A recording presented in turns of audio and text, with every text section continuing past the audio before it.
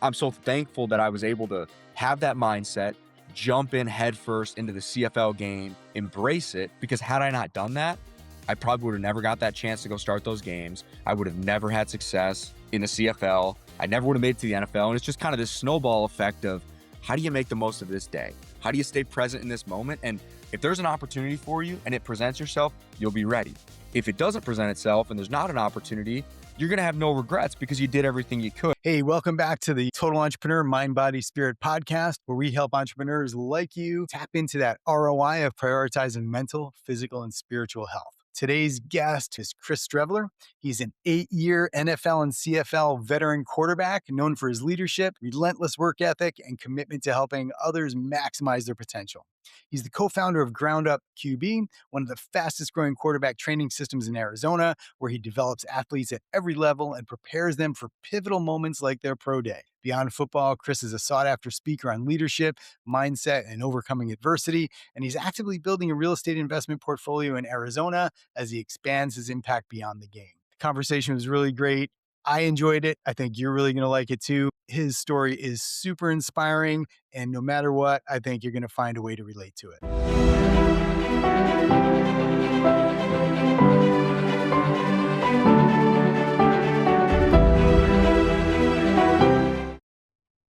Chris, welcome to the podcast. Really great to have you here today.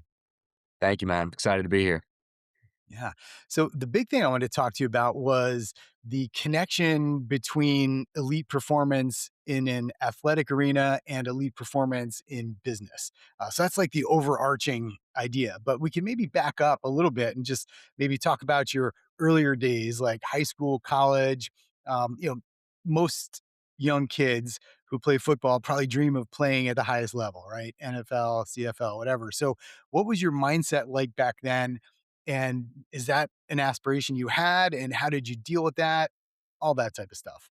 Yeah, it was always my goal as a young kid, and one thing my dad instilled at me from a very young age was, if you want to accomplish your goals, you got to work hard. And so I remember being in sixth and seventh grade, like just preparing for our little pee wee football season, and like, I'd put the helmet on and like go run sprints in the backyard, or like I had a little path mapped out around my neighborhood where I'd like, I'd ride my bike like 10 miles a day because I'm like, well, I don't really know what I'm doing, but I know I have to just work hard and try to get in shape if I want to be better than other people. So that was instilled in me from a very young age. And once that was kind of put in my mind, it was always my goal to go Division 1, get a scholarship, and ultimately go in the NFL. And, I was always that kid that was like, I get a textbook and, you put your name in the textbook. I'm like, I'm going to do my signature because one day someone's going to like look back on this and be like, oh, that's Chris Streveler's signature. And so, I just kind of always had that in my head. But, the only way that I knew how to accomplish things was just by trying to work harder than other people. And that's still kind of my mindset to this day. Yeah. And that's a common theme, right? I mean, a lot of people, even though they may have natural intelligence or talents, there's still that element of effort that's required, right? So how would you balance that in terms of just your natural abilities in terms of athleticism and the amount of effort you put in and how those matched up? Well, I think they kind of go hand in hand because yes, I was always naturally gifted. I was always a good player. But I Mhm. think when you talk about a leadership standpoint, it's really important to show that standard of what it looks like to work hard. Because just because you're a good player doesn't necessarily mean you're a leader. And so when you're a quarterback, you really have to take a lot of that on, and you're accountable for wins and losses. And so when you do that, you have to bring other people along with you. It's not enough to just be a good player. And so that was kind of always my mindset as I got older of like, I'm going to need all these guys. We got 22 guys in the field. We need everyone doing their thing.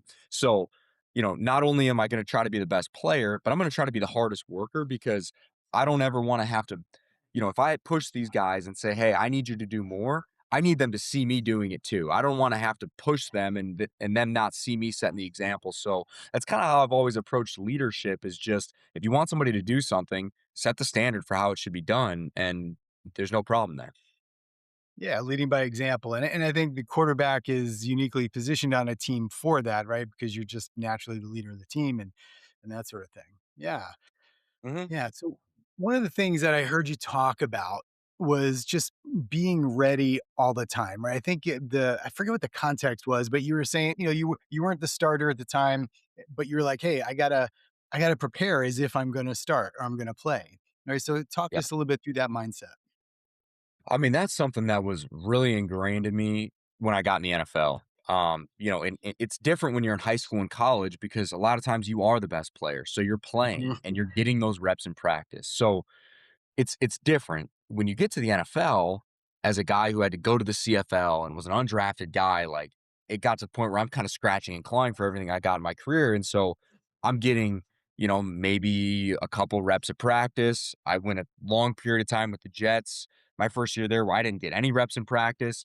So at that point, the conversation becomes how do you still continue to stay locked in and stay ready for this opportunity when sometimes you don't even know if it's ever gonna come? And so that's how I started to kind of develop the mental side of, okay, what are some of these techniques I'm going to do to stay ready? That way, if I do get an opportunity, I can take advantage and there's no excuse. So, it became a matter of throwing extra routes after practice, the ones that I didn't get to throw, and like spot guys up and kind of get those extra throws, doing a little bit of extra conditioning so I was in shape. In the back, like when the starter's taking a rep, I'm mentally taking that rep too. I'm standing 5 yards behind. I'm reading the defense. I'm thinking through what my read's going to be. There's been times in my career where I'll even go as far as to like do my drop and like simulate a throw. So just all these little things that are going to help you take those mental reps and stay ready. That way, when you get in the game, you've already put in that work and you're ready to take advantage because again, as a quarterback, as a backup, even if you're the number two, like you're not going to get reps in practice. So you have to develop a process to stay prepared. Yeah, and that whole idea of practicing mentally, right? There's actually research out there that shows that your body doesn't really know the difference between something you think happened and something actually happened. So I think there's some there's some wisdom and some genius in that. Like you're standing behind the quarterback, you're watching the defense, and you're going through it in your mind. Yeah. Is that something you always did when you were younger? Or is that something you kind of learned as you progressed through the sport? Yeah, I mean, like, I always tried to be, like, locked in at practice, right? But I was Hmm. usually starting, so I usually kinda gotten all those reps, and then it'd be like, "Alright, the backup going," like, I'm in the back now. I'm still paying attention, but it Right. wasn't as important. It more became like that when I was a pro, and, as you go down the rabbit hole of what you're talking about of, the mind not knowing whether it's a real rep or a mental rep, I've gone as far in my later years of my career of, like, how much can I amp myself up to feel exactly like I'm gonna feel in the game? Breath Hmm. work, visualization, all of these things to try to simulate that feeling. That way, when you do have that feeling in a game, you've been there before and you know how to act. So, you can kind of take it as far as you want. But to me, the more realistic you can make that feel and make that timing and that thought process and that sense of urgency, the better off you're going to be from a mental rep standpoint. Yeah, and it's interesting that, in professional sports, that's a thing, like, people buy into that, they get it, right? But that doesn't necessarily translate, like, say, into an MBA curriculum, right? Because we never teach students. I mean, we tell them things like, "Hey, dress for the position you wanna have," and that sort of Yep. thing, but we never really get through that mindset stuff, right? Like, "Hey, these are the things you gotta think about for the job you want or the position you want or the deal you wanna make," or whatever it is. So I think that's really interesting. Yeah. Yeah. And I think, you know, although you're not standing in the back, like watching somebody make a sale or like do a deal, there is still an aspect of, like, it all comes down to having a process of how do you prepare, Mhm. and in anything, I believe the aspect of preparation is extremely important, so, you know, that idea translates. Now it looks different from a mental rep standpoint, but what are you doing to stay prepared when you do get that phone call where you have an opportunity? Are you gonna be ready for it because you're putting in the work Mhm. now and having a professional process? It's not like you just get a job and all of a sudden you're just a professional and you have this professional process. This is stuff that's refined and developed and you take losses and you learn from it and you stack your wins. And so although it's not directly translatable, I just think the general idea of having a process is super important in all aspects. Yeah. And back to mindset. Another I heard you it was in the interview somewhere. You were talking about the fact that you went to the CFL and you could have considered that a like a demotion or a negative thing, but you're like, hey, I'm here now and I'm not even gonna think about the NFL. I'm gonna do this while I'm here and do the best I can at it. And you went on to have some pretty good success in the CFL. Talk to us a little bit about that transition and then back, and then the big success you had in the CFL. Yeah, I mean, I was always just of the mindset of you be where your feet are and try to take advantage of the opportunity you do have, especially in a world right now. I coach young athletes and it's so many of them struggle with the idea of social media and Instagram and oh this guy's got this offer and this guy's going here and like it's very easy to get caught up in that. And my mindset's always just been, I'm just going to run my own race. And I was in a unique position in college because I was at the University of Minnesota. I was there for 3 years, kind of struggling to get on the field. Do I transfer? Do I kind of just like play special teams and kind of just ride out my time and move to the next phase? Well, I decided to transfer and go to South Dakota. And when I did that, I almost looked like I just had like a second chance on my career because at that point I had kind of already set down the fact that like, all right, I can't get on the field. Like I'm probably not going to go pro. Let me just go and play college and enjoy the position that I love, which is quarterback, and dive into that as much as I can. And I wasn't really ever thinking about it in this way, but looking back, it was like just being present where my feet are. And yeah, I went from Big Ten to the Missouri Valley. I took a step back, but I made the most of that opportunity. And I worked hard, played for 2 years, and all of a sudden the CFL comes calling. And I thought the NFL might happen. It doesn't happen.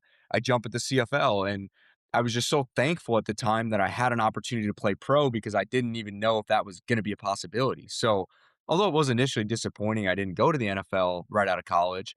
I'm still thankful for the opportunity to go to the CFL. And just a quick story with that, I'm thankful that I had that mindset because when I signed in Winnipeg coming out of college, didn't get an NFL minicamp, didn't get a tryout, none of that. So I go straight to Winnipeg. I sign on. I'm competing for the third string job, which is pretty standard. Like you usually have a Mhm. one, you usually have a two, and then there's like a couple young guys competing for the three. So there's like me and three other guys. Well, the first day of camp, the backup quarterback retires. So now the backup job's open, which is a very unique position. Like that usually just doesn't happen where like day one, he's like, yeah, I'm done. So now the backup job's open. And so not only am I in a new country, but anybody that knows anything about the CFL, I'm learning a completely new game. There's 12 dudes on the field. It's a bigger field. The receivers can run at the line of scrimmage. So I mean, there's all these moving parts. So I'm just trying to take it day by day and learn as much as I can. So I'm kind of stacking days and having an okay camp. First preseason game rolls around. I have a great preseason game. So we're kind of rolling into the next game. There's only two preseason games, so you really got to make them count. The last practice of training camp, our starter goes down and tears his meniscus in his knee, the very last practice. So now the starter job's open. So I now find myself in a position where I've won that third string job, but I'm now the starter. And I ended up starting my first three career games in the CFL, which had not happened since 1990 that a rookie came up and started their first three games in that league because for all those reasons I just mentioned, it's a different Yeah. game and it takes time. And, so I'm so thankful that I was able to have that mindset, jump in headfirst into the CFL game, embrace it, because had I not done that, I probably would have never got that chance to go start those games. I would have never had success in the CFL. I never would have made it to the NFL. And it's just kind of this snowball effect of how do you make the most of this day? How do you stay present in this moment? And if there's an opportunity for you and it presents yourself, you'll be ready. If it doesn't present itself and there's not an opportunity, you're going to have no regrets because you did everything you could. And so that's kind of how I've always approached it is whenever this thing ends, maybe it's my rookie year, maybe I make it 8 years, who knows? I just don't want to have regrets at the end of the day. Yeah, so, it's just that mindset of being ready and, I love, just being where your feet are, right? And I think that's yeah, I see that with especially with the young people I work with, they're always thinking about where they go next or next or next. They're kind of thinking too many steps ahead, and they'll Yeah. never get there if they don't focus on where they are now. So I really like that. Well, and Yeah. it's so easy, like, to just go down that mental rabbit hole and play the what if Mhm. game, like, Yeah. especially in sports, like, and any really intense business because you never know. I mean, I've blown out my knee the last 2 years. Like, I've been cut 5 times. Like, if you play that hypothetical game, you're gonna drive yourself crazy. So it's all Mhm. about like, what can I do today? What can I actually control today to try to move the needle? I can't control a lot of these other things, but I can control how hard I go. I can control having a positive attitude. I can control being good to the people around me. And if I do that, at the end of the day, you have no regrets. So that's kind of always been my mindset, and I think it kind of carries over to all kinds of aspects of life.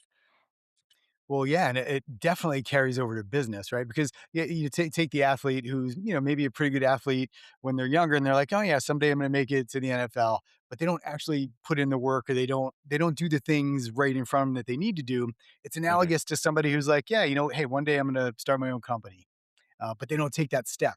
I can't tell you how many youngsters I talk to who want to be entrepreneurs, want to have their own company. They even have good ideas, but they just don't take that next step, like even talking to a customer, a potential customer, or doing some sort of iteration. So it's really just it's having the aspiration, but then you got to do something with it. You got to put Totally. yourself in that place. Yeah. Yeah, Yeah. I put something up on social media the other day, and I'm like, "Dude, my mindset for 2026 is just like, I'm getting shots up. Like, I'm gonna shoot the ball. Like, it's not Mhm. about waiting in the corner. When that ball Yeah. comes to me, I'm gonna get up a shot. I might miss, but Yeah. I'm ball's probably gonna come back to me. I'm gonna shoot it again." So, like, that's kind of I think what you're saying is like, it's not just about being in the right position. It's about trying to take action. And even if it doesn't Mhm. work out, you're probably gonna learn something from that and be better off moving forward. Like, we can learn from our losses just as much as we can our wins. Yeah, and that speaks to resilience, which I find that, now that so we met at NFL Biz Week last year, and then since Mm, then I've been doing a lot of work with our athletes at Syracuse University and just really understanding that mindset. But resilience seems to be such an important part of it. And the way it was described to me is like you flub a play or you make a mistake, right? It can't get in your head. You can't be thinking about it. You can't let it affect the next play. You got to move the hell on.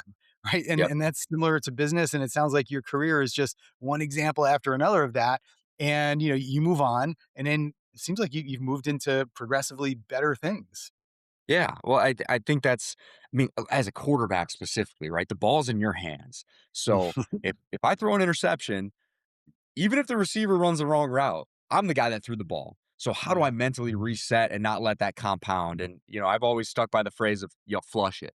That play's over. I'm going to flush it. I got to move on to the next thing. And I think that's such an important aspect of life and business and being resilient is like, how do you keep pressing forward? It's easy to get discouraged, especially when you fail, especially when you make mistakes. But like, how do you have the mindset to just accept that, take the positive from it, learn from it, and move forward and not make that same mistake again. Like, and so that's something I like as a quarterback, you have to take ownership and Mhm. accountability for your mistakes and the team mistakes as a whole, but you can't let it eat you alive. So you have to have a process to mentally reset. And I think a lot of that kind of goes back to the mental rep thing that we were talking about of having a mental Mhm. process of how do I accept that, get rid of my feelings, move on, take the positive lesson, and keep pushing forward.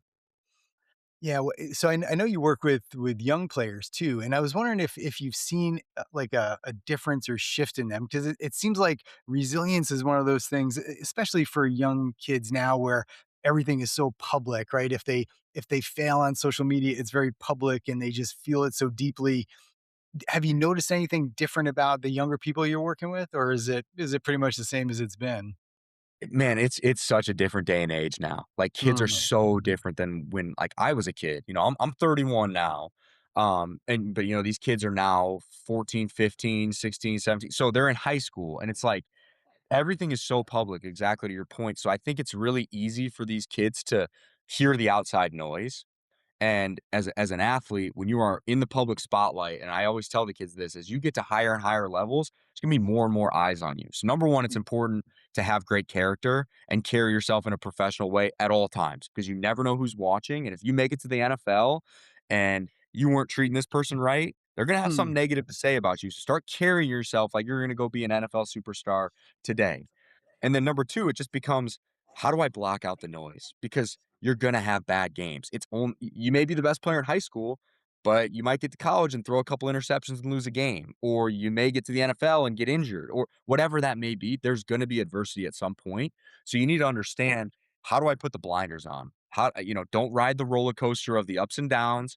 Stay focused, learn how to block out this outside noise. And there's gonna be people around you that their opinion matters and they're gonna support you no matter what. So how do I lean into those people in the tough moments and block out the external noise? I'm always going to be appreciative of all the fans and the people that show me love, but at the end of the day, I've got my circle. I know what's important, and I'm going to run my own race. So I think it's an important skill for young athletes to learn, especially in this day and age of social media. Of like, how do I put that down and stay focused and not worry about what everyone thinks about me? yeah. Do you find that you're working with those youngsters on that? Like, besides just the technical skills of quarterbacking, are you also working on those types of things with them? Oh, totally, man. Like, especially with Mhm. quarterback, because like Yeah, there's the technical aspect of it, but everything we haven't even talked about throwing the football yet today, and I've been a professional quarterback for 8 years, right? So, this is what I tell these kids is like, "Man, I've beaten out a lot of guys who can throw the football better than me.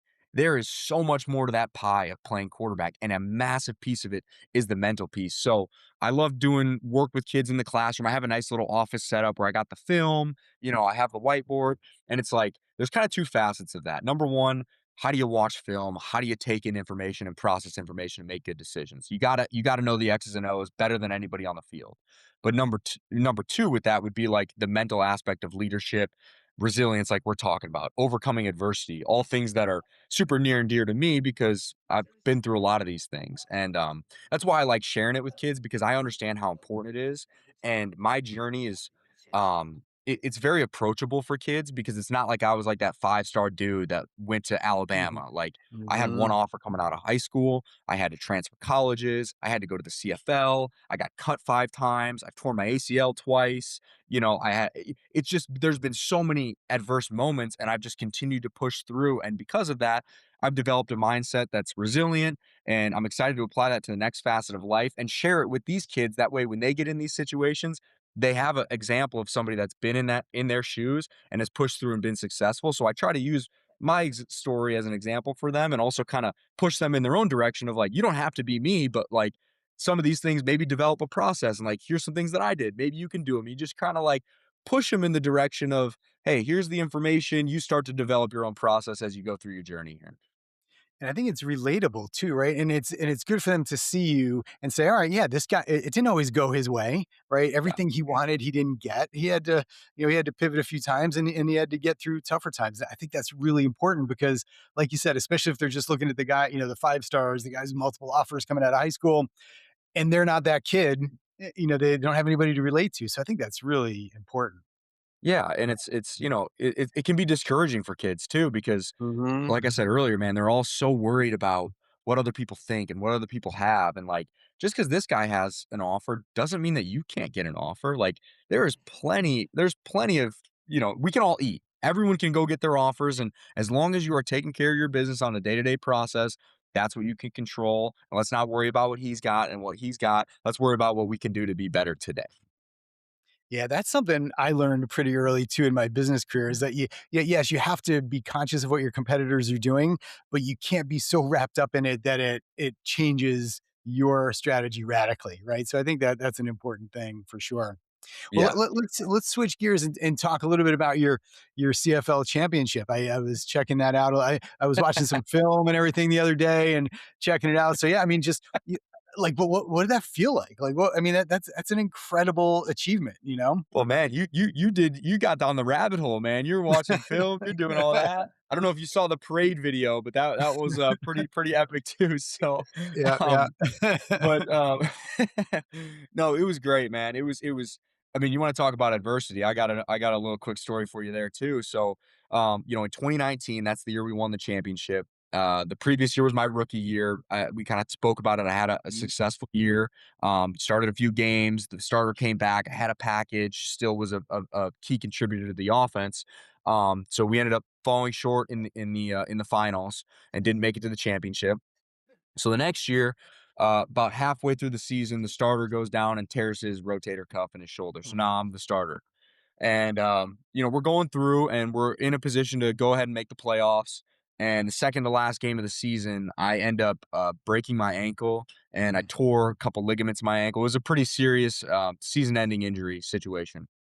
And I'll never forget, I got a call from the head trainer. I was at the grocery store and I just, he told me what the prognosis was. And I just started crying because I put in so much work. We're about to go to the playoffs and, it was a tough moment. And I just remember it was like 2 days there where I was just not myself. Like you could probably get a feel for my energy today. I'm very high energy. I'm very positive.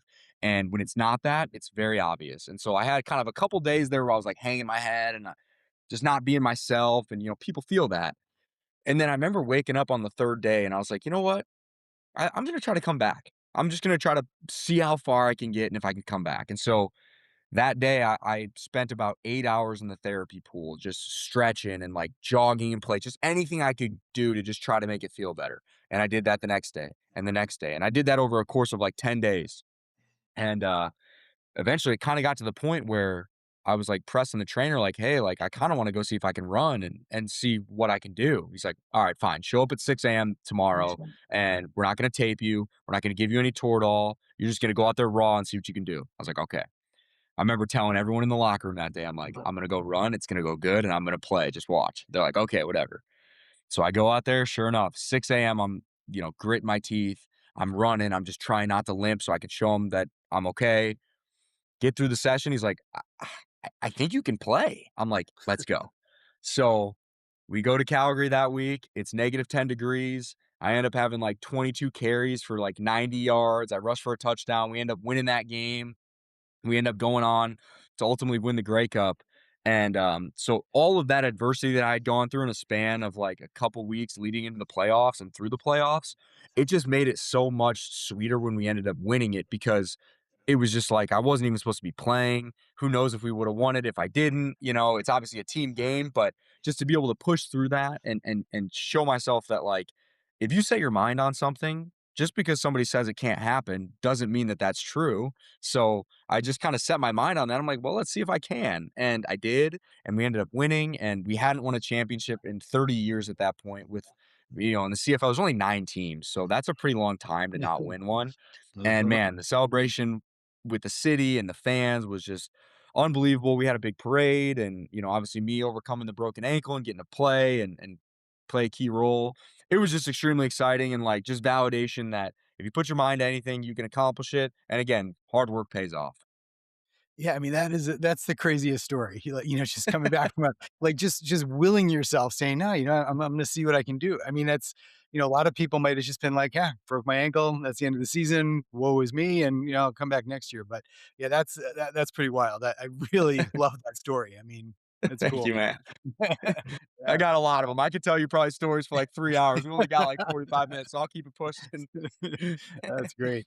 Well, so let's transition to the NFL. So you had an amazing season, and what happens from here?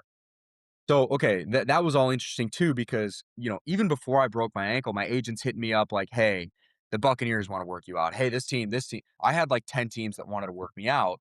So that was another factor with the whole broken ankle thing was like, you might not be ready for these NFL workouts if you play through, but at that point, I was just so set on like I owe it to my team to try to win a championship and see this out. And if there's an opportunity in the NFL, it's still going to be there. So I ended up missing like 10 workouts, and I only ended up working out for 3 teams after the season. So that's kind of how that process works when you're coming down from the CFL. Is you kind of go, you do a workout, and it's essentially like a tryout to sign a contract. Mhm. Doesn't mean you make the team. It just means that if you sign a contract you're now on the 90-man roster for OTAs. And then at the end of camp, you're cutting down from 90 to 53. So you basically have a foot in the door. They give you, a pair of socks and a jersey and say, all right, you got a chance over these next 4 months to make it. So tried out for 3 teams, was fortunate enough to get to sign with the Arizona Cardinals. And man, crazy year because that was COVID. So, I moved out to Arizona, was getting ready for OTAs, and they shut everything down. So there was no OTAs, no nothing. I've got this apartment. I know nobody out here. So I found a gym where some guys were working out at. I had a great set of dudes that I would throw with and still get work in. But we went like 5, 6 months without doing anything, so I wasn't getting paid, and so it got to the point where August rolls around, we're now in fall camp, and I'm the 3, and I told this story on social media recently too, but again, it's very relatable, is I was the 3, I wasn't getting any reps. So I'm sitting there at camp for like 2 weeks, and I'm like, I have no path to make this team, like, I'm literally doing nothing at practice, what do I do? So I just saw him doing a special teams drill one day, and I'm like, I'm just gonna hop in. I'm just gonna hop in and do some special teams. Like I know I can run fast. Like let me at least just show him I can run fast. So I run down on kickoff, and I'm just trying to run as fast as I can, just to try to show him something. And the next day I come into the building and special teams coach grabs me. He's like, "Hey man, like what'd you run your 40 in at your pro day?" It's like, I ran a 4.4. He's like, "Really? Okay, let's get you in some special teams drills today." Mhm. So I go and I do special teams drills again that day.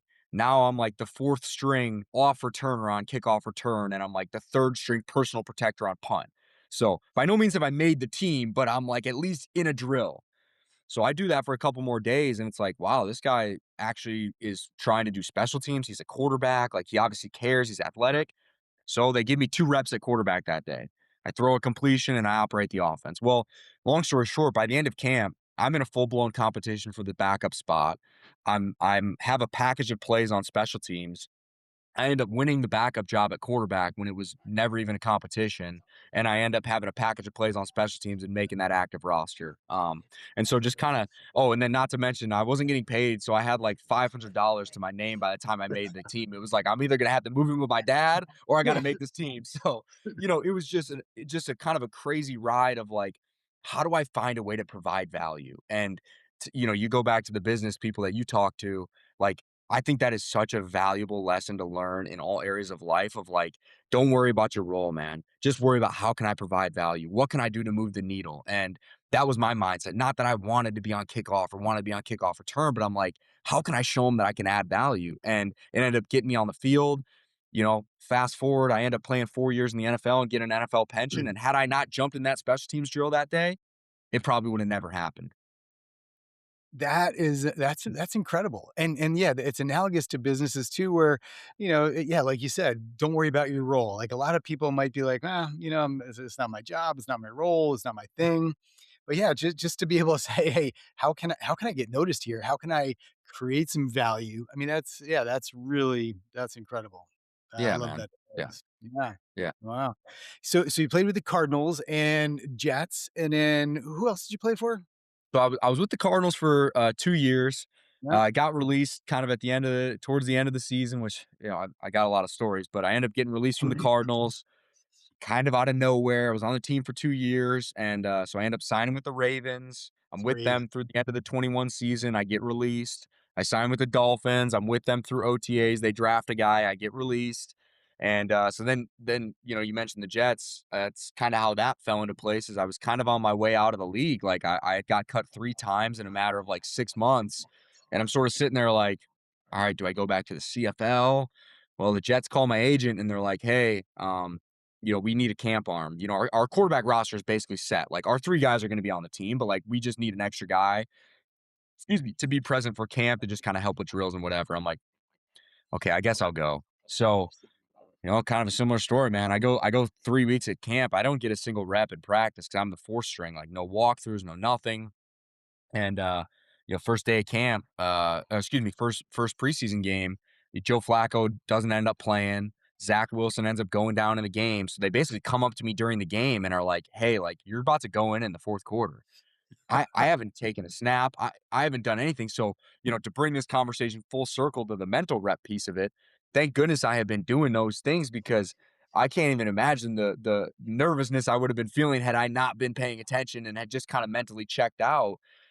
Which I was close a couple times, man. It's hard when you're there for 3 weeks, you're not doing anything. You're like, I'm just about to get cut again. Like I know what this looks like at this point. But we talked about inner circle and I just kind of when I was going through that, man, I had like randomly like 4 or 5 people hit me up one day just like checking in on me and like kind of just encouraging me in a weird way. And like I listened to that and I leaned into that because I was struggling. And I was like, you know what, you're right. I can't give up. Like I was so close to just giving up.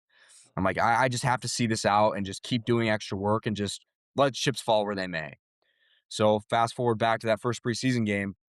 I go in the fourth quarter, and I end up throwing 2 touchdown passes and a game-winning touchdown pass with 17 seconds left, and we win the game. And I'm not even kidding, man. I don't think half the team knew my name before that game. And after the game, the head coach goes, "Man, how about Streveler?" And everyone starts cheering and chanting my name, and like I got to break the team down.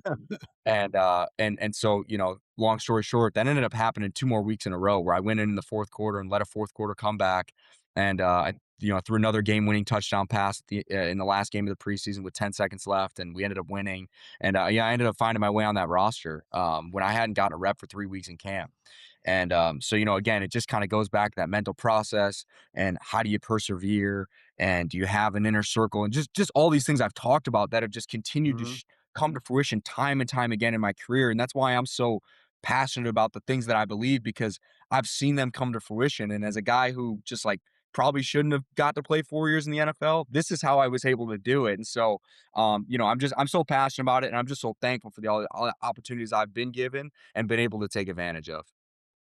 Yeah, that's the craziest story with the Jets, right? I mean, like, just not even thinking. I mean, you're just there as the camp arm, and then Yeah. next thing you know, you're throwing game-winning touchdowns. It's just It, wild.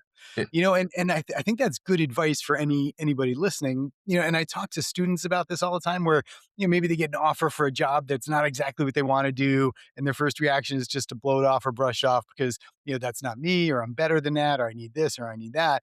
But kind of analogous to you just being there in camp, like if you're there in the company and you start showing value and you start creating a network, when that opportunity shows up, you're going to be there for it. So just get on the field in the first place, right? Or get in the locker room in the first place, put yourself in the position where you can be noticed, and then eventually do the thing that you want to do. I think that's so important for young people to hear.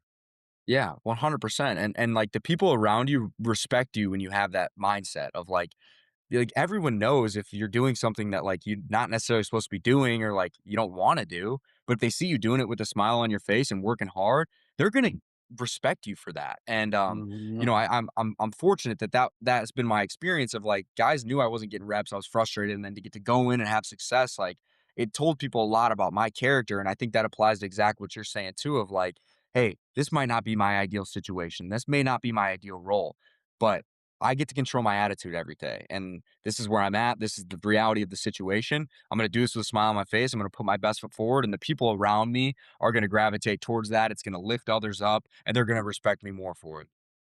That is great advice. I mean, yeah, you just do it with a smile on your face, have a good attitude. And I don't know what you think about this, but my experience and my feeling is that if you do that and you put that out there, that's all going to come back to you, right? It's just that's what you attract. Yeah. Yes, yes. What you put Yeah. out there comes back to you, and that's why I always like when people ask me what my values are, like the core of me, work hard, be good to people.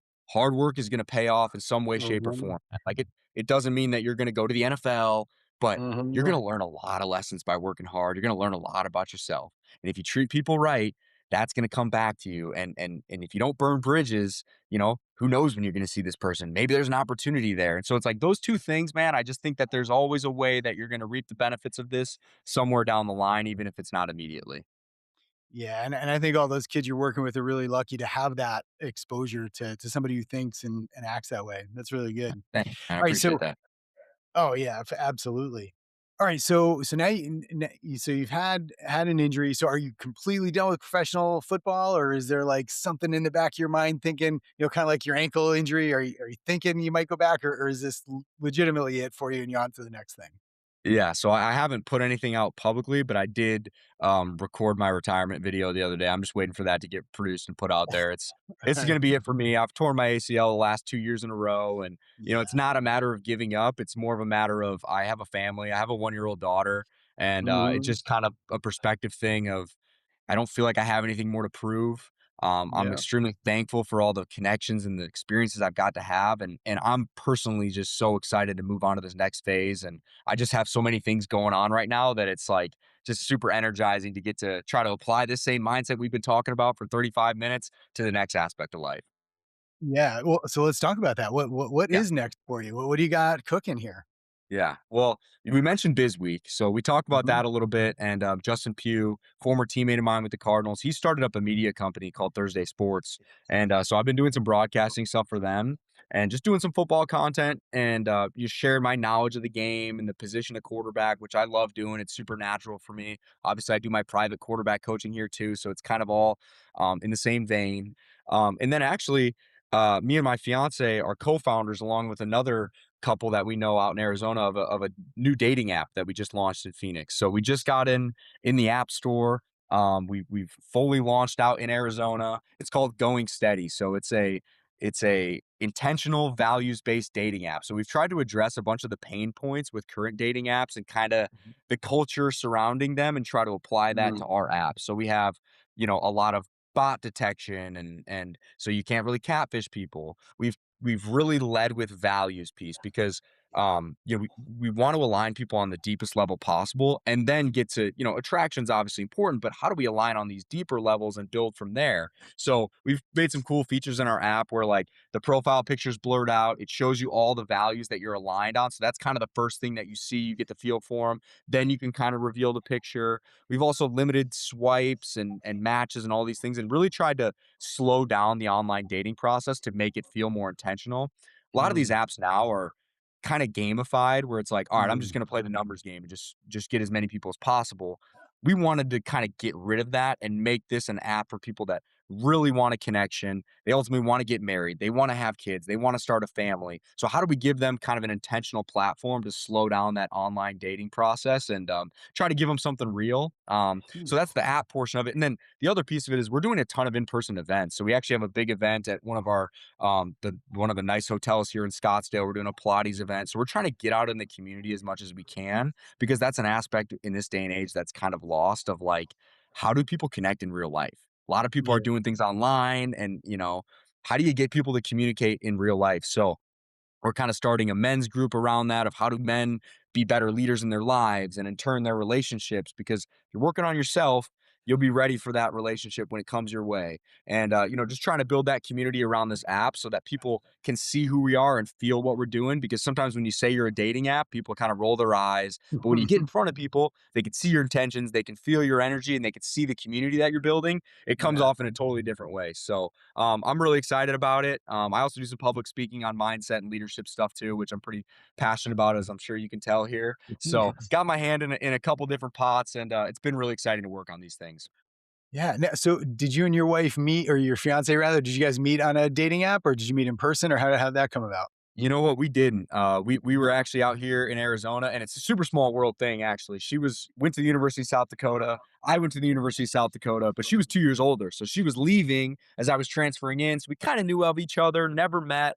And then she was working at the Mayo Clinic out in Scottsdale, and I was playing for the Cardinals, and we kind of met up and see we had similar interests and kind of hit it off. But the idea for the app kind of came from the fact that like a lot of people meet on apps nowadays. It's just the way things Mhm. go. But like, you see these people where like they'd be in a relationship for a couple years and then they get to the point where it's like, I never wanted kids.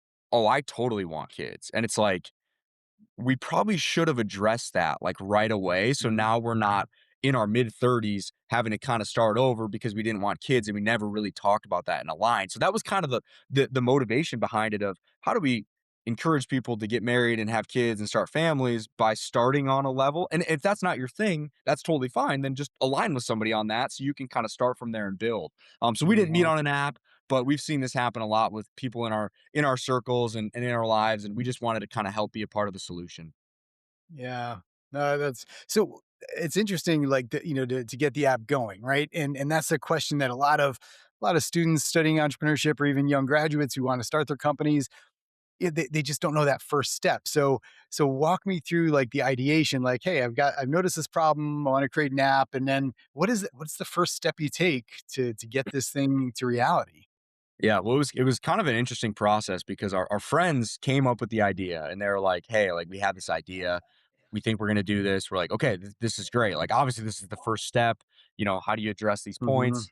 Um, and then I mean, it's really just like setting up the LLC and setting up the business and kind of starting from there. And it was interesting too because our co-founder Will, he had never developed an app before. He had no idea what he was, and he did it all by himself. So it's amazing how much information is out there, and with the use of AI and all these resources that you have, like how much you can actually do if you kind of just sit down and try to apply it. So I don't take any credit for developing the app.